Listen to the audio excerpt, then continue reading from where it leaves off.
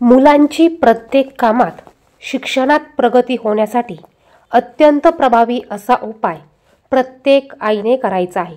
नमस्कार, श्री स्वामी समर्थ सर्वांना। 5 जुलै या दिवशी ज्येष्ठ दर्श अमावस्या आहे। ही अमावस्या शुक्रवारी आलेली आहे आणि या अमावस्येच्या दिवशी प्रत्येक आईने मुलांसाठी हा अत्यंत साधा सोपा आणि अत्यंत प्रभावी असा उपाय करायचा आहे।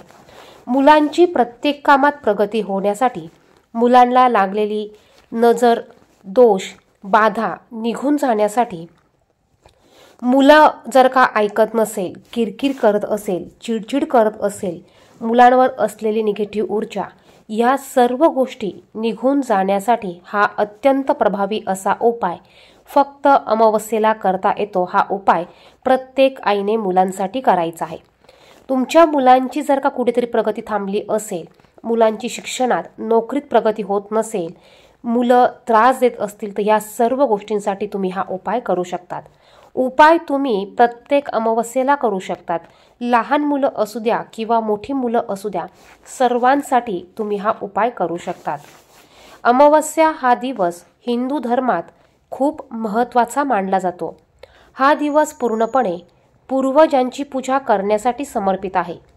अमावस्या दर महिन्यात येते आणि ती तिथीनुसार आणि पंचांगानुसार ती बघता येते। अमावस्येच्या दिवशी पवित्र गंगेत स्नान करण्याला, पितृतर्पण करण्याला, पितृपूजा करण्याला, पिंड दान करण्याला खूप महत्त्व आहे। त्याचप्रमाणे या दिवशी ब्राह्मणांना भोजन करणे, त्याचप्रमाणे ब्राह्मणांना अन्नदान करणे, ह्या गोष्टींना देखील खूप सारे महत्त्व आहे। अमावस्येच्या दिवशी खास करून भगवान श्री हरी विष्णू आणि माता लक्ष्मी यांची पूजा केली जाते। लक्ष्मी प्राप्तीसाठी भरपूर असे उपाय अमावस्येच्या आणि पौर्णिमेच्या दिवशी केले जातात। त्याचप्रमाणे आपल्या घरात असलेली निगेटिव्ह ऊर्जा, वाईट बाधा घालवण्यासाठी देखील आपण अमावस्येच्या दिवशी आवर्जून उपाय करू शकतो। तुम्ही इतर दिवशी केलेले उपाय आणि अमावस्येच्या दिवशी केलेले उपाय यामध्ये तुम्ही अमावस्येच्या दिवशी केलेल्या उपायांचा रिझल्ट, फरक हा 100% दिसून येत असतो। या दिवशी आपल्याला मुलांसाठी हा उपाय करायचा आहे। हा उपाय तुम्ही संध्याकाळी 6 वाजेनंतर करू शकतात। चॅनेलवर जर का तुम्ही नवीन असाल तर असेच माहितीचे व्हिडिओ बघण्यासाठी चॅनेलला सबस्क्राईब करा आणि बाजूच्या बेल आयकॉनला प्रेस करा। अमावस्येच्या दिवशी सकाळी उठल्यावर तुम्हाला अंघोळीच्या पाण्यामध्ये थोडंसं गोमतीर, गंगाजल टाकून त्या पाण्याने अंघोळ करायची आहे। घराच्या उंबरठ्यावर तुम्हाला हळदीचं लेपन करायचं आहे। यानंतर संध्याकाळी 6 वाजेनंतर तुम्हाला एक नारळ आणायचा आहे। तुम्हाला हा नारळ सोलायचा नाहीये आणि या नारळावर तुम्हाला कुंकवाने किंवा शेंदूर घेऊन त्याने एक त्रिशूळ तुम्हाला काढायचा आहे। आता तुम्हाला जर का 2 मुलं असतील तर तुम्ही 2 मुलांसाठी एकच नारळ वापरला तरी चालेल।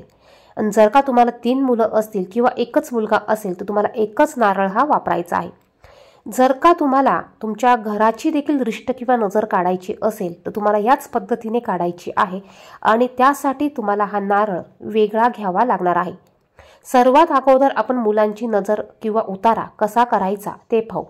मुलांना तुम्ही घरात, तुमच्या देवघरामध्ये बसवू शकतात। पूर्व, पश्चिम कुठल्याही दिशेला तोंड केलं तरी चालेल, फक्त तुम्हाला दक्षिण दिशेला तोंड करून बसवायचं नाहीये। यानंतर नारळाची शेंडी समोर येईल या पद्धतीने नारळ आपल्याला हातात धरायचा आहे आणि मुलांवरून हा नारळ 7 वेळा उतरवून घ्यायचा आहे। वरून खाली अशा पद्धतीने क्लॉकवाईज आपल्याला 7 वेळा हा नारळ उतरवून घ्यायचा आहे।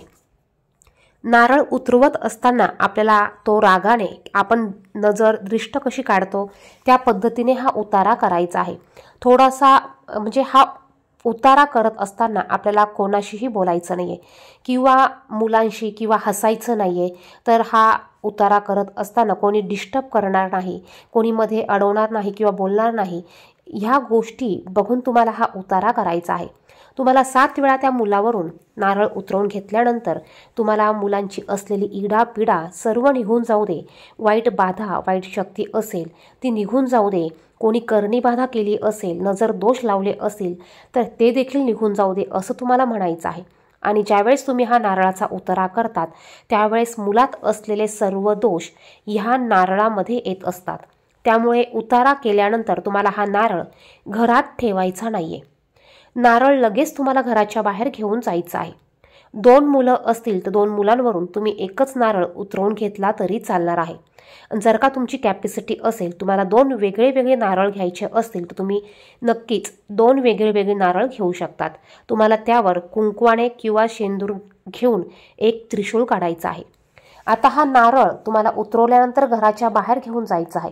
जिथेही मोकळी जागा असेल, उखिरडा असेल अशा ठिकाणी हा नारळ तुम्हाला फेकून द्यायचा आहे किंवा कचरा कुंडीमध्ये तुम्हाला हा नारळ फेकून द्यायचा आहे। कोणालाही दिसणार नाही या पद्धतीने हा नारळ तुम्हाला टाकून यायचा आहे। नारळ टाकून आल्यानंतर तुम्हाला मागे वरून परत बघायचं नाहीये। तुम्हाला सरळ कोणाशीही न बोलता घरी निघून यायचं आहे। घरी आल्यावर घरात यायच्या अगोदर घराच्या बाहेर तुम्हाला थोडं पाणी ठेवायचं आहे। तुम्हाला हातपाय बाहेर धुवून घ्यायचे आहे आणि त्यानंतर तुम्हाला घरामध्ये यायचं आहे। म्हणजे आपण घरातनं काढलेली जी बाधा आहे ती बाधा आपल्याबरोबर पुन्हा आपल्या घरामध्ये प्रवेश करत नाही। 2 मुलं असतील तर 2 मुलांवरून देखील तुम्ही अशाच पद्धतीने हा उतारा करून घ्यायचा आहे। आणि बघा, जर का उखिरडा नसेल किंवा नारळ टाकायला जागा नसेल तर तो नारळ तुम्हाला पुन्हा घरात घेऊन यायचा नाहीये। तर तो नारळ तुम्ही तुमचं जर का डस्टबिन घराच्या बाहेर असेल तर त्यामध्ये टाकून द्या, पण तो नारळ तुम्हाला घरात ठेवायचा नाहीये। त्यानंतर बघा, तुम्हाला जर का तुमच्या घराची देखील दृष्ट काढायची असेल तर तुम्हाला त्यासाठी दुसरा नारळ घ्यायचा आहे। त्यावर देखील तुम्हाला एक त्रिशूळ काढायचा आहे आणि हा नारळ तुमच्या घराच्या मुख्य दरवाजावरून तुम्हाला 7 वेळा उतरवून घ्यायचा आहे। तेव्हा देखील तुम्हाला असंच बोलायचं आहे की घराला जर का कोणाची दृष्ट लागली असेल, वाईट नजर बाधा लागली असेल तर ती निघून जाऊ दे। आणि तुम्हाला हे करत असताना श्री स्वामी समर्थ, श्री स्वामी समर्थ तुमच्या गुरूंचं स्मरण तुम्हाला करायचं आहे। त्याचप्रमाणे अशाच पद्धतीने तुम्ही अमावस्येच्या दिवशी तुमच्या वाहनांवरून देखील उतारा करू शकतात।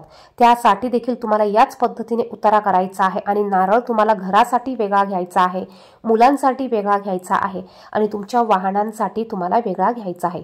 हा नारळ तुम्ही वाहत्या पाण्यामध्ये देखील सोडू शकतात। तुम्हाला वाहनांवरून देखील 7 वेळा हा नारळ उतरवून घ्यायचा आहे आणि लगेच तुम्हाला तो वाहत्या पाण्यात किंवा उखिरड्यावर टाकून यायचा आहे। तर अत्यंत प्रभावी असा हा उपाय आहे। हा उपाय तुम्ही प्रत्येक अमावस्येला करून बघा, नक्कीच तुम्हाला याचे 100% पॉझिटिव्ह चांगले रिझल्ट बघायला भेटतील। अतिशय प्रभावी असा हा उपाय आहे। हा उपाय आपण सर्वजण प्रत्येक अमावस्येच्या दिवशी करू शकतो। हा उतारा आपल्याला संध्याकाळी 6 वाजेनंतर करायचा आहे। व्हिडिओमध्ये सांगितलेली माहिती आवडली, महत्त्वपूर्ण वाटली तर व्हिडिओला लाईक करा। चॅनेलवर नवीन असेल तर असेच माहितीची व्हिडिओ बघण्यासाठी चॅनेलला सबस्क्राईब करा।